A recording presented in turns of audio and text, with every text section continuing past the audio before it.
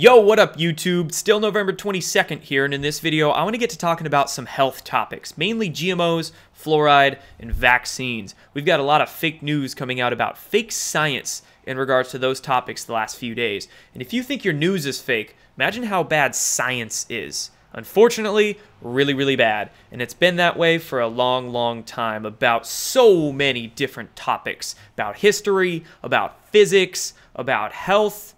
Fake science everywhere. So let's get into talking about some of that here. And we're going to begin with GMOs, GMOs. Starting with this article by the USA Today that came out yesterday.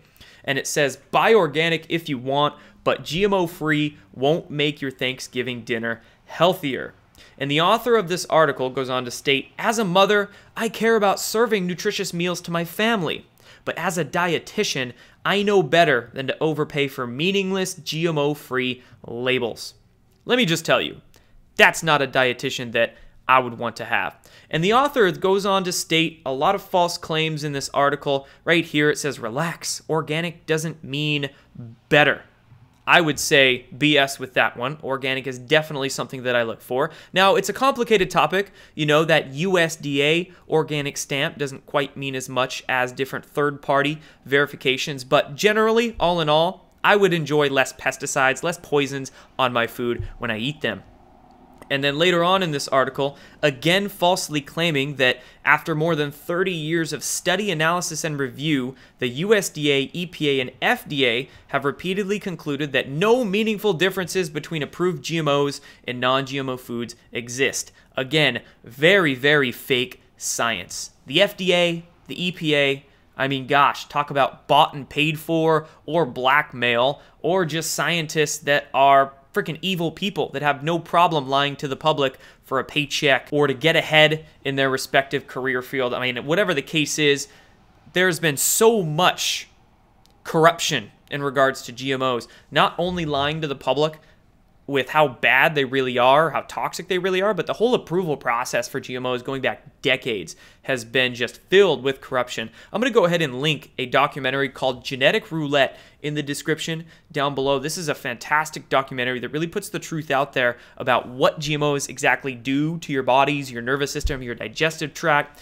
talks about all the corruption in that approval process. Great documentary to educate yourself about what your food or food-like product, better yet, is really about these days.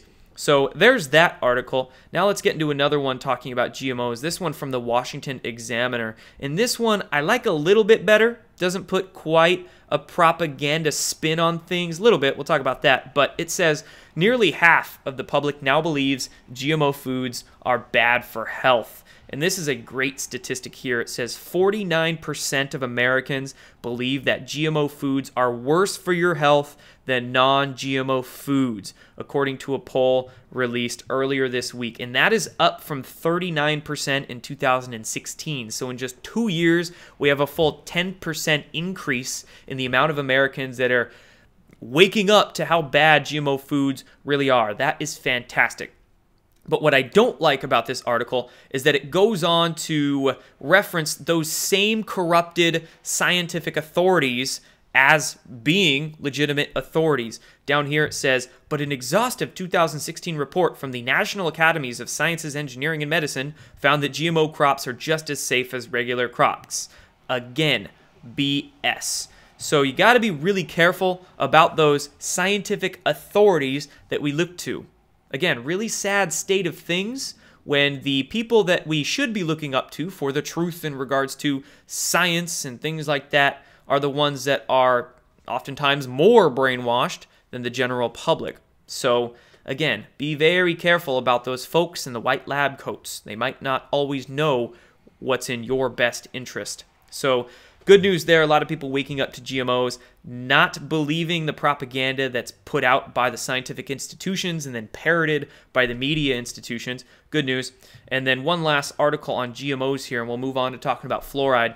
This one says how the non-GMO project is adapting to a gene-edited world. Now, the Non-GMO Project is a third-party verification source, and they actually do testing on the products to make sure there is no genetically engineered DNA within the products. So there are thousands and thousands of products on store shelves that have this little label on it with the butterfly.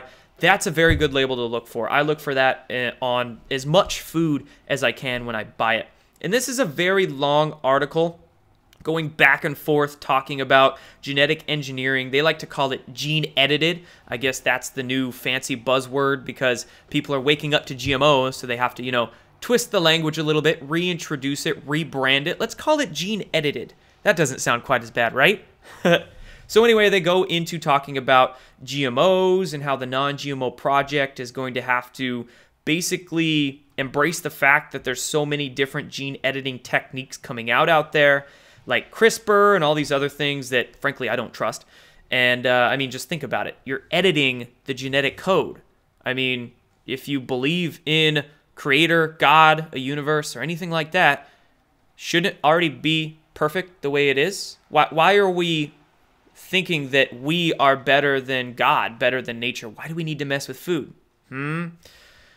Reconcile that. So again, this article just goes on into talking about the gene editing techniques and blah, blah, blah, how they breed it, what they do, and parroting the same, gene edited foods aren't really that bad for you, blah, blah, blah. So anyway, definitely look for the Non-GMO Project verified stamp and don't believe all this nonsense propaganda coming out about GMOs. It's truly imperative that you know what you're really putting in your body. Your brain is not going to function that well if your body is not functioning that well. They are linked.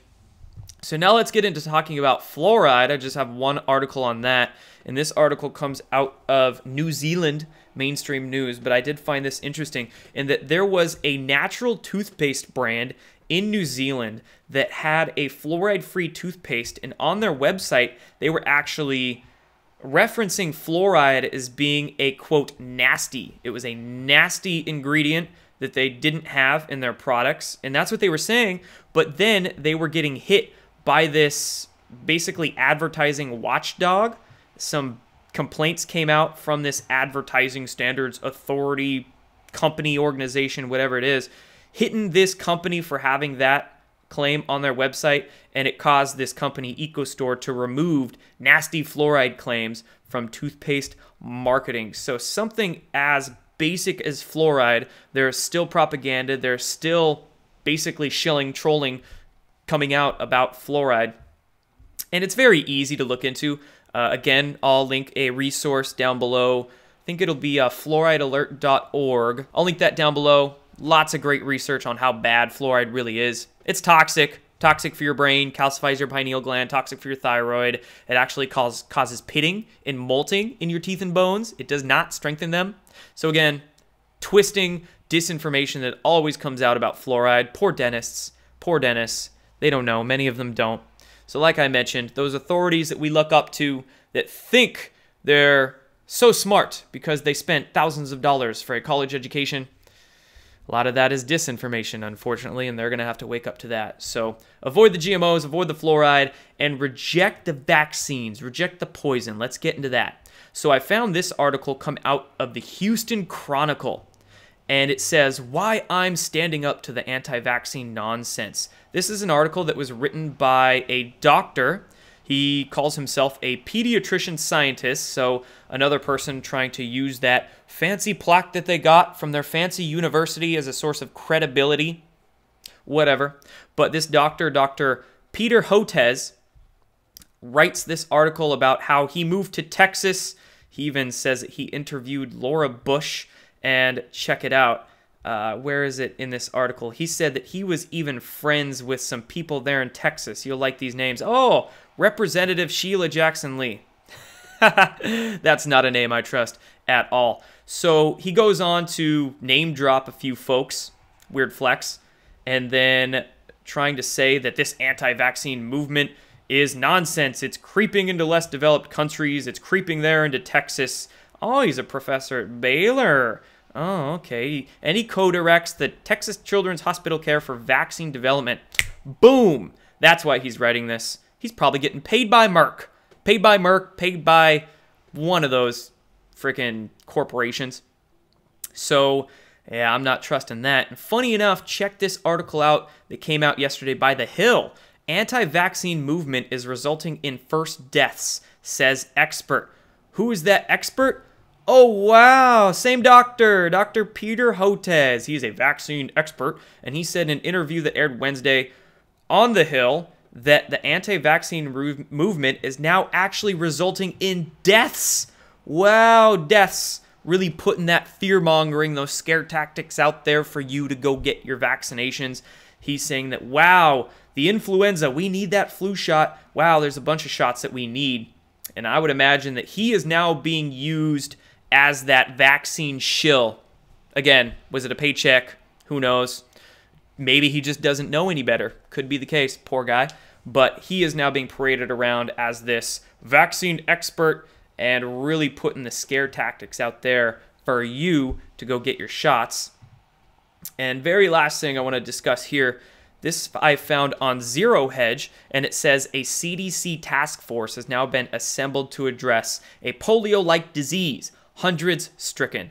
And I typically like Zero Hedge. I'm very happy that here they didn't mention vaccines at all or shill for that topic. So good on you, Zero Hedge. But let's discuss the contents of this article. So the CDC is now officially creating a task force to deal with this disease called AFM. I've been mentioning this in some of my videos lately, you might have heard. But AFM is this very mysterious disease. They call it a rare polio-like disease that's afflicting hundreds of children across many different states, and it's really rearing its head this year. AFM stands for acute flaccid myelitis, and it's basically the exact same thing as polio, okay? Now, did polio actually go away? Not necessarily. Back when the polio vaccine was introduced, the definition of polio was very conveniently redefined.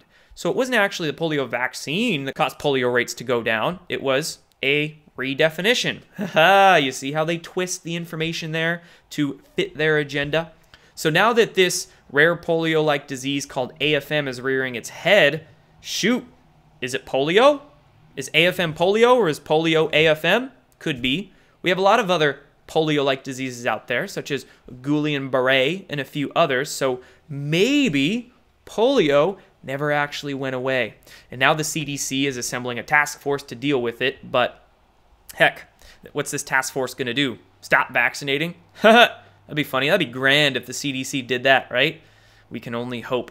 So that's pretty much everything I wanted to cover in this one. GMOs, fluoride, vaccines, load of fake news coming out about fake science, propaganda everywhere, but that's why I'm here making these videos to help you with some truthful information. Again, check those links down below. I'll link that documentary on GMOs, that website about fluoride, and then if you want a great series to watch about vaccines, go check out Ty Bollinger's The Truth About Vaccines docu-series. It's like multiple episodes long. They're all over an hour covering a different topic in each one, so it's like 8 to 9, 10 hours of documentary discussing what's really going on about vaccines. Ty Bollinger also made the very famous Truth About Cancer docu-series, which is also very good. Truth About Vaccines is another fantastic one in there. A lot of health professionals, awakened doctors who are in there giving testimony, giving science and evidence about exactly why vaccines do not work as they say they do, and they in fact make your health much, much worse. So that's it for this one, guys. Thank you so much for watching. I'll be talking to you soon. Done.